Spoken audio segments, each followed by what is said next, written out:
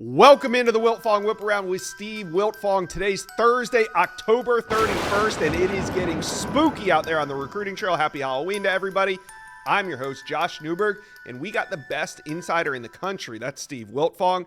On this show, we're going to cover the biggest developments, and there have been some big ones. We're going to get into it, so sit back for the next 20 to 30 minutes and just get caught up on all things recruiting. But first, do me a favor and hit subscribe to the On3 Recruits channel. We cover recruiting better than anybody else on YouTube, so jump on board and hit subscribe for me, please. All right, let's bring in Steve Wiltfong. And Steve, let's get to the spookiness right off the top. It's the Michigan Wolverines, and they are talking with number one quarterback Bryce Underwood. You guys at On3 have been all over it this week. Where do things stand between Bryce Underwood, the number one quarterback in the 2025 class, who's committed to LSU, and the Wolverines? Well, Bryce Underwood's been committed to LSU since January of this year, and I think that's the program that he always envisioned himself at, even before he was a blue chip recruit, even before he was the number one ranked quarterback prospect in the On3 player rankings, the number one prospect overall.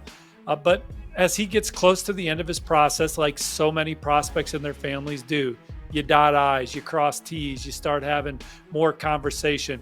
When he committed to LSU, Michigan never went away. They've continued to maintain dialogue with Bryce Underwood and his family. And as the early signing period fast approaches on December 4th, I think that those talks have intensified a little bit. Now, with that being said, I still think he has a lot of love for LSU. As Shea Dixon reported from our LSU site, the Bengal Tiger, lead recruiter Joe Sloan going to be at Bryce Underwood's game on Friday. Bryce Underwood's going to take his official visit to LSU next weekend for the Alabama game. He still remains in regular dialogue with Coach Sloan and that staff, the commits. He sees himself at LSU. That's the program that he loves, envisions himself playing for, loves the offense. But Michigan is making some things enticing here down the stretch. They're at least hearing the Wolverines out at this point in the process. We'll see if he takes a game visit to Ann Arbor. We'll see where things continue to go. But around the LSU circles, I think they feel fantastic about Bryce Underwood staying in the fold.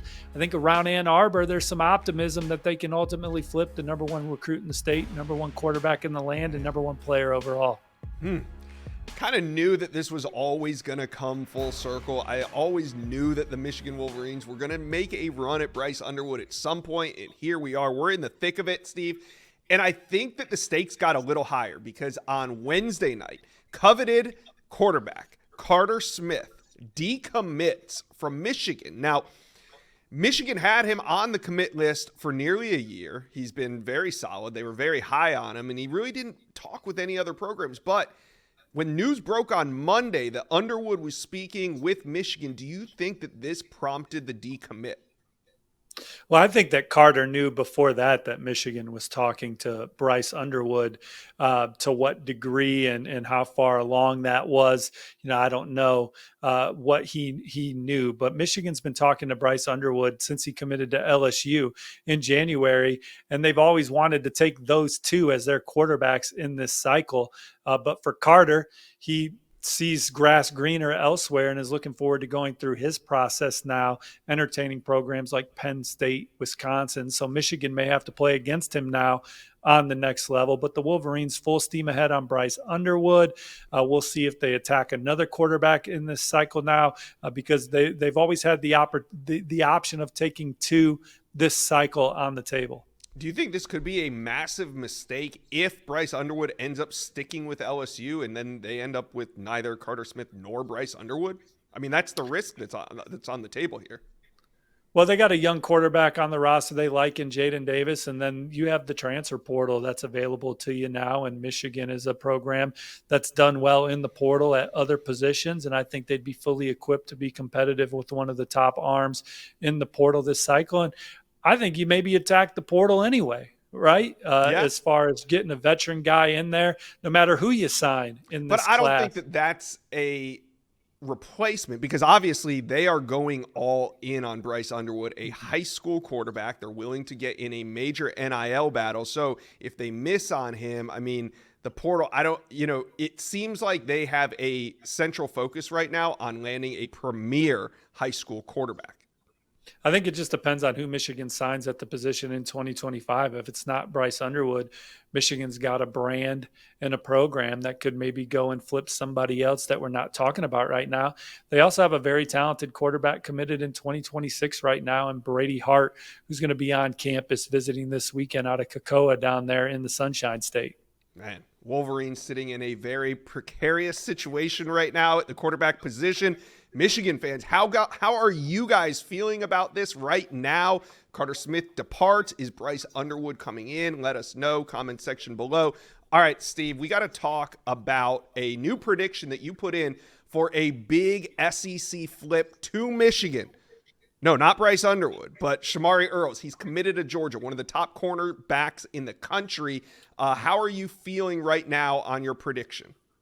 Well, put that prediction in on Saturday when he arrived in Ann Arbor as a Georgia commit to visit Michigan again for the Wolverines' victory over Michigan State. I feel even better about that prediction as I talk to you guys on Thursday morning. I think he loved the atmosphere inside the big house, loves his relationship with Coach Moore, Coach Morgan, and that coaching staff, the way that they've developed defensive backs like Will Johnson.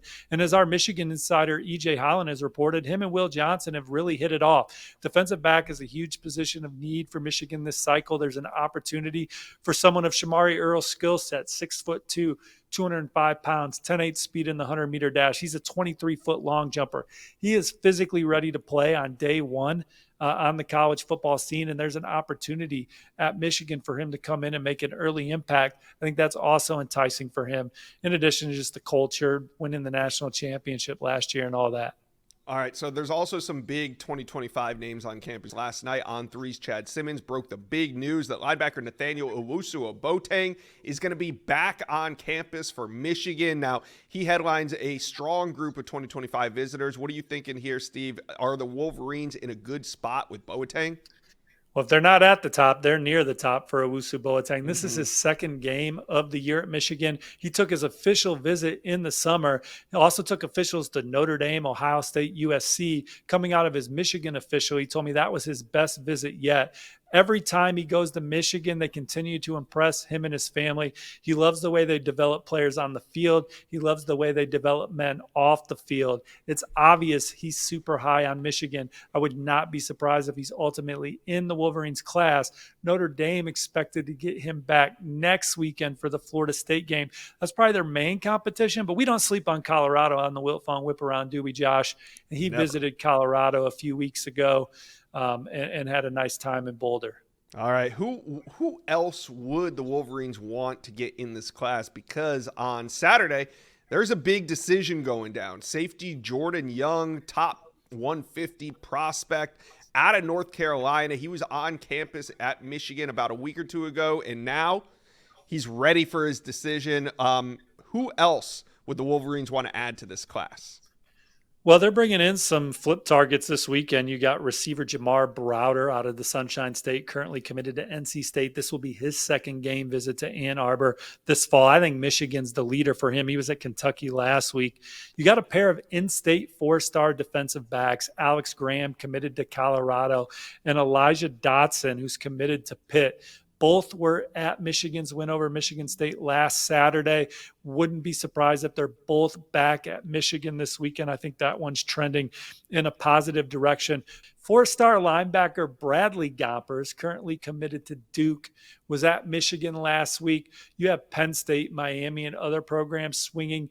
There's some folks that spent time with him that feel that the Maize and Blue are the biggest competition to Duke to flip him. Christian Ingram is a tradesy defensive lineman from Georgia that's going to visit this weekend and check out the Wolverines. He was just at Kentucky last weekend. He's got Michigan in his top 5. I wouldn't be surprised if they're closer to the top of that list coming out of this experience. And then Benny Patterson III, we talked about him a little bit on Monday's Whip Around, Josh. He's from Indiana. He's committed to Cincinnati. He's an on 300 recruit. USC had been trending for him most of the fall. I think Michigan made a big move last weekend when they had him on campus. We'll see if he gets back for the Northwestern game later in the year. Again, USC's in the middle of that one, and Penn State trying to get him on campus for the whiteout next weekend after offering. But there's some momentum for Michigan in the Benny Patterson III sweepstakes. Yeah, it seems like we talk about Benny Patterson in some form or fashion, whether it's with USC, Michigan. I mean, Benny Patterson is one of the most coveted defensive line flip targets out there right now. Not the only flip target here for Michigan fans. So talk to us, Michigan fans. How are we feeling about this Bryce Underwood situation, and also some of the visitors that are coming in this weekend? Let us know. Comment section below.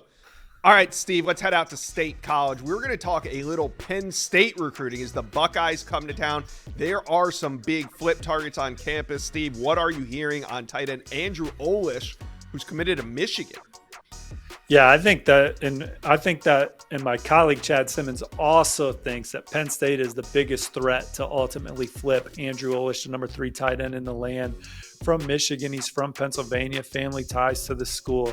But more importantly than that is the way that Penn State is playing this year under new offensive coordinator at Andy Kotelnicki, and what they've seen from Tyler Warren, the top tight end in college football, maybe this fall, and that offense in general. It's real advantageous. I think they like the way the depth chart is shaping up for the future. It's been a while since he's been to Penn State. It's going to be a fantastic atmosphere for this noon kickoff against Ohio State, a top 5 clash. And I think that Penn State is very much a real contender to flip Andrew Olish from Michigan. You got Oregon in there. He was at Oregon last weekend. Going to probably go back for an official visit before he decides in early December. Alabama just took Marshall Pritchett, so I don't think they're in the mix for Andrew Olish anymore. Notre Dame's getting him on campus next weekend for the Florida State game, so maybe they'll get some run here. But Penn State, they're loving what they've seen from the Nittany Lions this year. James Franklin went and saw him recently at his school. That meant a lot to him. They're excited to get back up there, hang out with Coach Kotelnicki, Coach Howell, and that staff.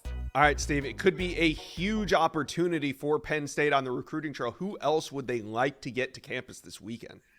Well, this is a weekend where you can make a lot of hay with some 2026 prospects, some guys that you've had to campus a few times, but for them to come and see you play a big-time opponent, get a big win, and continue to put yourself in great position for these guys down the road. A guy like on 300 running back Sean Austin, who's from the state of Ohio. He tells me that Penn State's in his top 3. Tyler Merrill is one of those old school offensive line recruiting battles with Notre Dame, Michigan, and Penn State. They'd like to make a big impression on him. Joey O'Brien's an on 300 safety that Penn State's had on campus a couple times that I think that they're in really good shape for. He's coming back for this game. All right. So we had big news break on Wednesday night. Carter Smith, committed to Michigan for some time, very highly valued quarterback out of the state of Florida, reopens his recruitment. He decommits amongst the Bryce Underwood rumors, and there's some talk that maybe he shows up at Penn State this weekend. Does the Nittany Lions have a shot at Carter Smith now that he reopened this recruitment?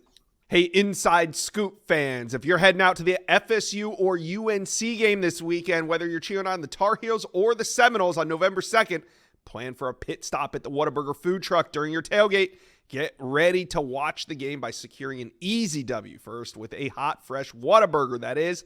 No matter who comes out top, when you take your team to Whataburger, you know what it'll feel like to be a winner by getting your food made fresh, your way, hot, every time, 24/7. We'll see you at the game, and we'll see you at Whataburger. I think it's more likely he would show up at Penn State next weekend for the whiteout. Sounds like there has been some communication between Penn State and Carter Smith. Look, this is the reigning Gatorade State Player of the Year for the Sunshine State. He is one of the top dual threat quarterbacks in the country. I think he still has a lot of upside as he develops as a passer. One of the top baseball players in his age group for a lot of his time playing the sport, but he's locked in on football, had a great junior year, continues to develop as a senior, and a guy that would come into a place like Penn State or Wisconsin, in my opinion, with a chip on his shoulder, looking to get some big wins in that conference. So we'll see what happens. Clemson's in there. Chad Simmons reported a couple other programs may be involved, Georgia Tech, but Penn State's one of the programs I've heard early on. All right. What's your prediction for this game? Oh, man. I think Penn State's going to get a win. They're playing at home. They're due for a win in this rivalry. I think that they match up well with Ohio State this year. It just depends on what they're going to be able to get out of Drew Aller. Is he going to be healthy enough to make enough plays to beat Ohio State? But I just like where Penn State's at right now as a program, undefeated, hosting Ohio State, a big opportunity for them. They're never scared of Ohio State. They've had some tough losses against them, just the one win in the Franklin era. But I like where they stand coming into this ball game against the Buckeyes. All right, Ohio State or Penn State fans, talk. Who do you to got? us. You're not off the hook. Easy. I'm taking Ohio State. I'm taking Ohio State. I think they figure out how to run the football, and I'm taking the Buckeyes over Penn State. But hey, I could be wrong. Penn State fans. Kind of in that Georgia bouncing back, getting a Texas team on the road at night, serving them up a can. You got Ohio State doing the same, getting back on track on the road in Beaver Stadium, serving up a can. Hey, talk to us. Comment section below. You guys put your score predictions in. Are you siding with me? Are you siding with Steve? You going with Ohio State? You going with Penn State? Let us know. Comment section below. All right, let's head out to the neutral site game where Georgia is playing UF, but we're going to talk some Georgia recruiting. Despite the fact that they're playing in a neutral site game this weekend, you put in a big flip pick for Jeremiah McLeod, who's committed to the Florida Gators, and I believe he's even taking a visit to Florida State this weekend, but it doesn't matter. You put in a new expert prediction for the Bulldogs to flip McLeod. What's going on there? Yeah, working that story with Chad Simmons, Rusty Manziel, and the team. Jeremy McLeod's visited Georgia a couple times this year. I've talked to him after one of those visits. He really feels at home at Georgia, loves the culture, the development track record, conversations with Trey Scott. And as he continues through his process, it's gone from comparing everything to Florida to comparing everything to Georgia. The momentum's with the Bulldogs. I ultimately think he'll flip and be in this class that I think will ultimately finish number one. They sit at number 3 right now. Calling your shot. I love it. Speaking of calling your shot, you put in some other picks for guys like Justice Terry, Rayshawn Dinkins, Chase Linton. Where do things stand with those predictions that you made some time ago? Still like all 3 of those picks. Obviously, Justice Terry's the big fish. You can't finish number 1 in the cycle without landing Justice Terry. So I think that the Bulldogs are still the one to beat for him. He was in Austin to watch Georgia beat Texas on the road. I just think ultimately he'll end up in the Bulldogs class. Dinkins is another flip they're tracking for, a senior evaluation, a guy that's having a really good final season that's committed to Georgia Tech that I think will ultimately be in the Bulldogs class. And I've had Chase Linton trending towards Georgia for a while. I think he's seen him play 3 times now in person, including the neutral site win over Clemson to start the season. Chidera Uzo-Deribe and company doing a good job in that recruitment. All right, now it wouldn't be the Wiltfong Whiparoind if we weren't talking a little quarterback recruiting. Jaron Sagapulatelli is going to be at Georgia for the Tennessee game. Now, he's an interesting name because he's committed to Cal. Seemed like it was going to be a big flip to Oregon, but the week that everybody starts picking Oregon to flip him, Georgia offers. So where do things stand with Sagapulatelli, with Georgia, with Oregon? What's going on here? Well, Sagapulatelli and his camp are having great dialogue with all 3 of those programs, with Cal, who showed the early love, committed him, built that early relationship with him, with Oregon, the Hawaii connections that they have, his connection to Dylan Gabriel, growing up rooting for him, breaking his records in high school, going out to Oregon last weekend, spending time with Dan Lanning, Will Stein. It was a phenomenal trip. They love what they're doing there with that program. And then Georgia is certainly intriguing, the SEC, Kirby Smart. That team as a whole, the games they play for, the magnitude, what it means. It's intriguing. We'll see if he takes that visit. It's on the radar. He wants to take it.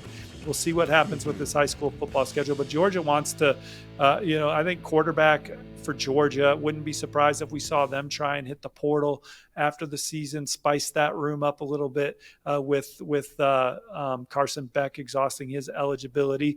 But I think they got Ryan Montgomery in the fold, but it's obvious that they're tinkering with taking a second quarterback in 2025. Yeah, it's getting interesting there. Speaking of interesting, CJ Wiley decommits from FSU on Sunday or Monday of this week. So we knew Georgia and LSU were involved heavily with CJ Wiley when he picked FSU during the summer. Are they going to circle back on Wiley now that he's back on the market? Well, a lot of people watched Whip Around on Monday, and we appreciate that. Thank you guys for hitting like and subscribe and tuning in to the Whip Around, the 5-Star Flex, the Inside Scoop with Josh Newberg. Texas A&M, I think, is the program trending for C.J. Wiley, but Georgia never stopped recruiting him when he committed to Florida State. James Coley and company maintaining regular dialogue. He's visited Georgia this fall, but I think being at Texas A&M last weekend, they have the momentum right now in the recruitment for C.J. Wiley. We'll see how this one continues to play out. Yeah, Colorado also trying to get him on campus, so we'll see what happens. We got to see where he ends up visiting as the rest of the season ticks away. All right, Georgia fans, you see it. The path to number one is there. Justice Terry, a couple of these other predictions that Steve has made. Let us know. Do you guys think that this class is going to finish number one? And also, what's your score prediction for UF Georgia? Let us know. Comment section below. All right, we got to talk some Miami recruiting. The Canes are undefeated, and they are rolling on the recruiting trail, especially with some of the big names in the 2026 cycle. In this weekend, they are bringing in one of the best. On3's number one ranked offensive tackle, the number two ranked prospect overall in the 2026 class, Jackson Cantwell, is going to be in Miami for the first time. What do you think, besides Miami being undefeated, but what do you think a number one offensive tackle from Kansas is interested in Miami for? Hey, Inside Scoop fans and college football recruiting nuts, it's time to upgrade your audio game. You may have a pair of headphones you like, but the battery life, it's too short, or they just don't stay in your ears, or you don't want to spend hundreds of dollars every time you lose an earbud. Enter JLab. JLab is creating headphones, earbuds, and work accessories designed for everyday lifestyle. You guys know the best of the best are wearing them, from Travis Hunter to Ohio State's Will Howard to Quinshon Judkins. So, for travel, here's what we recommend. The JBud Lux over-ear headphones. If you're working out, get the JLab JBuds Sport ANC4, offering a secure fit and a super long battery life for those tough workouts. Discover your perfect pair of headphones. Look for the JLab Blue Box at retailers everywhere, or visit jlab.com. From Missouri, same thing for you Florida boys, though, right, Josh? The Midwest. Middle of the country somewhere. Together. Look, this visit came together quickly because Jackson Cantwell mapped out his visits prior to the season, locked in trips to Nebraska, Missouri, back to Georgia, Alabama, LSU later in the season. But yes, the way Miami's playing has made them a little more enticing, and then their offensive line track record with Coach Mirabal, Coach Cristobal, their chemistry. He's excited to go see the Hurricanes for the first time. Every other school that he's gone to for a game visit this year, that's a return visit, maybe even a return visit times 2. So we'll see if Miami can make a move here. Look, the Hurricanes have the number 10 recruiting class in 2025 right now. We know that they're going to push for a second straight top 5 class. This weekend against Duke in what's a pretty big ACC game, it's a chance for them to really start building some equity with some of these elite 2026s like Jackson Cantwell. Yeah, and speaking of elite 2026s, there's more on campus, more 5-stars. Number 1 tight end, Kendra Harrison. Number 2 edge rusher, Anthony Jones. Those 2 5-stars are expected back in. Miami has a foot in the door with each of them.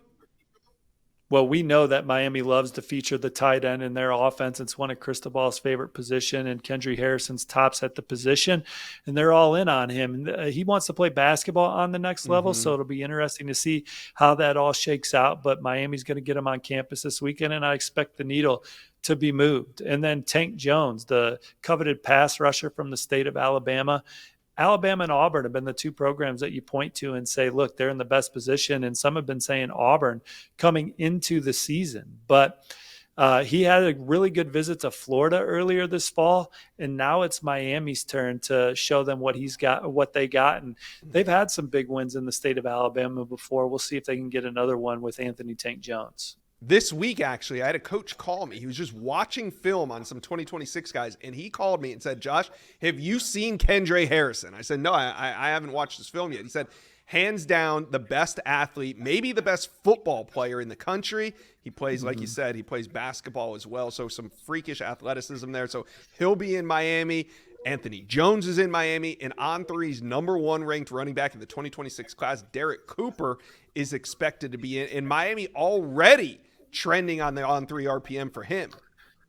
Yeah, talking to him after his visit to Miami earlier in the fall, and I think we talked about it on a whip around coming out of that visit. He's like, Miami's good for the first time in my life. I've heard about it from relatives, them competing for championships. Now he gets to see it firsthand, and he talked about how cool it would be to play for a championship caliber program staying close to home. But it was just, look, I hate when these kids date you sometimes, like it doesn't seem like it was that long ago when Miami was playing against Ohio State for the national championship. And I know that's actually not a good memory, but y'all were competing for national championships. It doesn't seem that long ago, but decades fly. But they're competing for one this season, and it's attracting players of this caliber. And this weekend, Miami has another opportunity to stay undefeated against Duke. So, Canes fans, talk to us. Comment section below. How are you guys feeling about the season? How are you feeling about recruiting? And how are you feeling about these 2026 studs that are all high on Miami? Let us know. Comment section below. All right, Steve, let's head out to Columbia, South Carolina, where the Gamecocks are hosting the Texas A&M Aggies. This is a big one. Let us know who's going to be on campus for this one.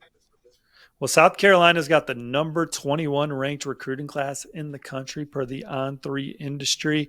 And they're not messing around this weekend, Josh. They got a couple of their favorite in-state uncommitted targets, 4-star receiver Donovan Murph, who I have trending to South Carolina on the On3 RPM, and then hard-hitting senior rising linebacker Josh Smith, who was just at Ole Miss last weekend. He also likes Clemson and NC State a lot. This is a second game visit to South Carolina. They're in the middle of it. There's a lot of flip targets that are going to be at South Carolina this weekend, particularly on the offensive line, and that starts with on 300 offensive tackle Damola Ajita-Dahun, who was at Ohio State last weekend. That was an eye-opening experience with the Buckeyes. He's currently committed to Georgia Tech, went to Ohio State for the first time, had a fantastic experience, maybe comes back before the season ends. But this is his third time back at South Carolina this year. Every trip made as a Georgia Tech commit. No question South Carolina's got some sort of momentum with him. And South Carolina is just trying to take apart this whole Georgia Tech offensive line class that Brent Key and company have put together. You have Jimmy Bryson back for an official visit. He took an unofficial earlier in the year. And then Kevin P. is an in-state guy they just offered. I'm expecting him to OV later for the Missouri game, but they're trying to take a bite out of that Georgia Tech class.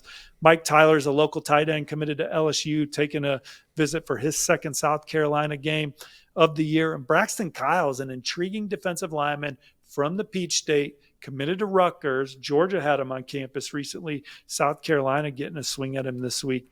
So many 2026s. South Carolina is the number 9 class early in that cycle. Darius Gray is one of the most coveted interior offensive line prospects in the country. My RPM already favors South Carolina for them. I think South Carolina's in a good spot to keep 4-star Jalen McGill in state when all said and done. The number 1 defensive lineman per the On3 industry, Aiden Harris, will be there with his twin brother, on 300 edge rusher, Andrew Harris. And then Rodney Dunham, he's taking his second South Carolina game visit of the year out of Myers Park in Charlotte. He's a number 3 edge rusher in the land. He's had a great visit to Tennessee a couple weeks ago. He's going to play football and baseball on the next level. I get the sense South Carolina is very much on his short list. That will do it for today's episode of the Wiltfong Whiparound. Thanks for tuning in. Please hit like and subscribe to the On3 Recruits channel so you are plugged in on the best recruiting information across our platforms, from the Inside Scoop with Josh Newberg, the 5-Star Flex with Philip Dukes, of course, the Wiltfong Whiparound. We drop miscellaneous videos. We have commitments like 4-star safety Jordan Young announcing among Michigan, Clemson, and NC State this weekend. So you want to hit that like and subscribe button. And we'll be back on Monday breaking down the biggest visits, news, and intel from the recruiting trail on the Wiltfong Whiparound.